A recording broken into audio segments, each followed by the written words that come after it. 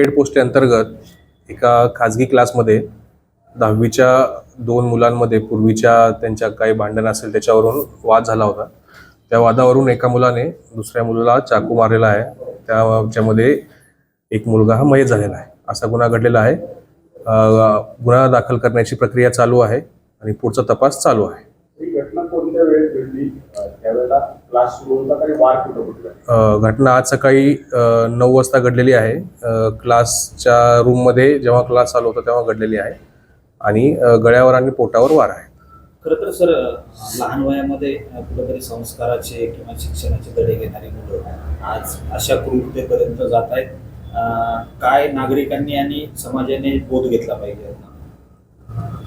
आता हा तर नंतरचा विषय. आपण याच्यावर हा सविस्तर विषय बोलण्याचा आहे. इथं थोडक्यात तो बोलता येणार नाही. परंतु आपल्या घरात काय मुलं करतात किंवा काय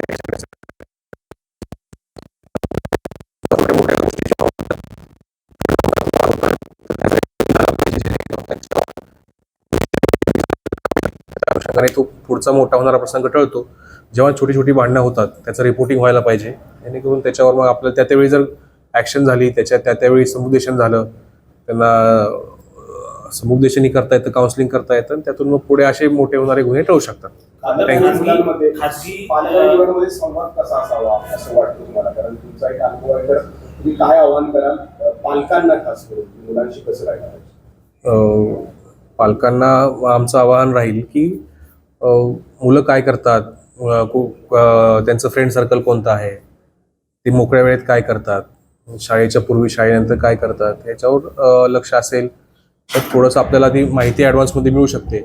मुलांशी संवाद असेल तर त्याला कुणी त्रास दिला असेल, त्याला कुणी काय बोललं असेल, ही माहिती मुलांनी पालकांशी जर शेअर केली तर पालक त्याच्यामध्ये काहीतरी ॲक्शन घेऊ शकतात, ते पोलिसांना सांगू शकतात आणि अशी भांडणं अगोदरच जर समोर आली तर पुढे त्यातून असा मोठा गुन्हा टळण्याच्या अगोदर आपण ते थांबवू शकतो. मुलाच्या वडिलांनी एक आरोप केलाय सर की मुलाला क्लासमध्येच मारहाण झाली होती, याच मुलांनी ती मारहाण केली होती. ही घटना क्लासला माहिती होती, ती जर आमच्या पालकांपर्यंत गेली असती तर ही दुर्घटना टळली असती, त्यांचा मुलगा आज या दुर्घटनेत मयत झाला नसता. नाही, याच्याबद्दल अजून फारशी कल्पना नाही. जेव्हा चौकशीमध्ये गोष्टी जशा समोर येतील त्यानुसार मग पुढची तपास केला जाईल. हल्ला केलेला मुलाला ताब्यात घेतला नाही, अजून तपास चालू आहे. त्यानंतर तपासानुसार जे निष्पन्न होईल त्यानुसार अजून गुन्हा दाखल होण्याची प्रक्रिया चालू आहे. त्यानंतर पुढची कारवाई केली जाईल. ज्या क्लासमध्ये ही घटना घडली त्या क्लासची काही जबाबदारी होती असं पालकांचं मत आहे. त्यामुळं क्लासवरती काही दोषारोप ठेवणार आहे. गुन्ह्याचा तपास जसा पुढे जाईल आणि तपासामध्ये जे निष्पन्न होईल